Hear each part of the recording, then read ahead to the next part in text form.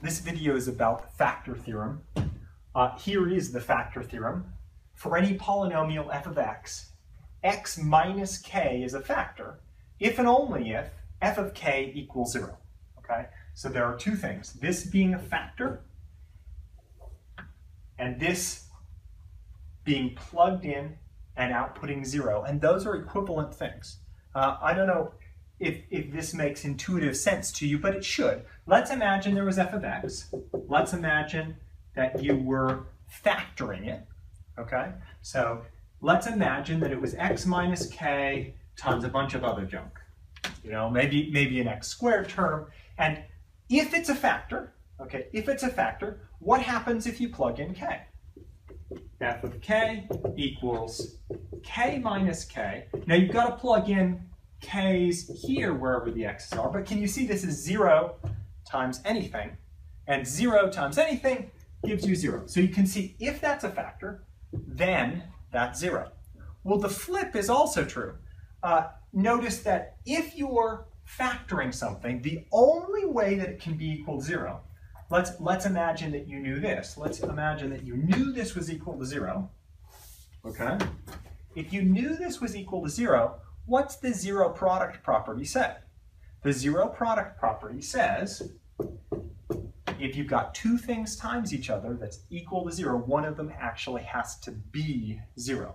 Well, you can use that property to break this apart, smaller and smaller pieces, until you confirm that this has to be one of the terms. Okay, let's use that property, okay, and do these two problems. First off, determine whether x minus 1 is a factor of this polynomial. F of x equals negative 4 x to the 7 plus 3x to the 4th minus 5x plus 1.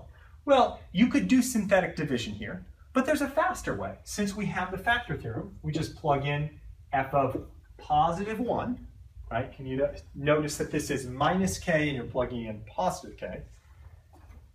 Well, plugging in a 1 here, that term's going to be negative 4. This term's going to be 3.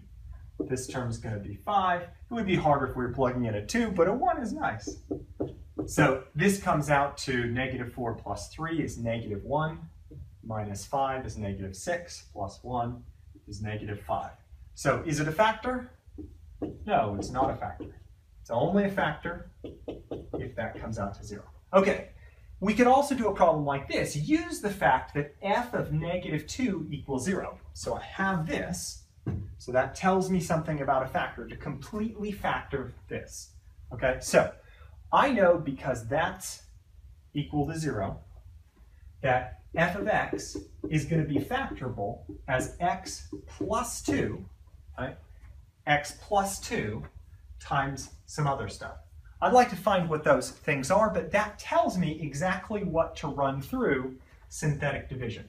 So I'm going to put my negative 2 here. I'm going to put my coefficients here. The first coefficient is 1, 2, negative 9, negative 18. Because I know this is going to factor evenly. My remainder is going to be 0. That's a double check. I made a typo if it wasn't. I bring this down, I multiply times negative 2. This comes out as 0. I multiply that times negative 2. I bring that down. I multiply that times negative 2. It comes out 0. Well, what's this say? This corresponds to the polynomial. This is the coefficient for each of the terms here. So 1x squared plus 0x minus 9. So 0x minus 9. Now we've got a quadratic, so you could either run that through a quadratic formula, or you could see a way to factor it. I need two numbers that multiply to negative 9 and add to 0. Well, 9 is 3 and 3. If one was positive and one was negative, life would be grand. You might also recognize that as the difference of two perfect squares.